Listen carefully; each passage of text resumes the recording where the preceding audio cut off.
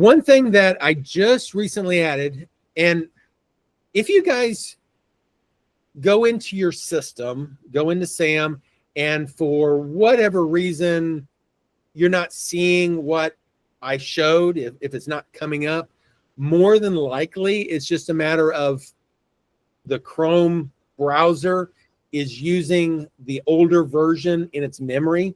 What happens is on web apps, like what SAM is, it will download the application and kind of run it locally. But if you just hit your refresh, the little refresh arrows, the reload page arrows, it will probably reload the application from our website into the browser, and then you don't have to worry about it. But if you're seeing old icons or whatever, just do the refresh and you'll be able to access those.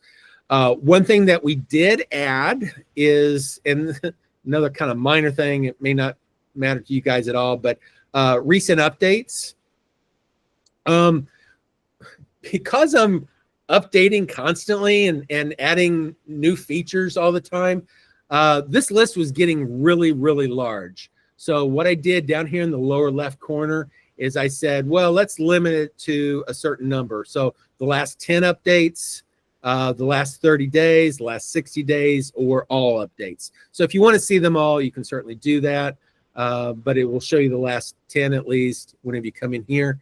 And then I did also add a copy button. So it will copy however many you're showing, and you could put it into a document or something like that, just to keep a running list of the features and enhancements to kind of go through and check them off that you've learned them or whatever. So we try to send that information out, but if you want to get to them, you certainly can.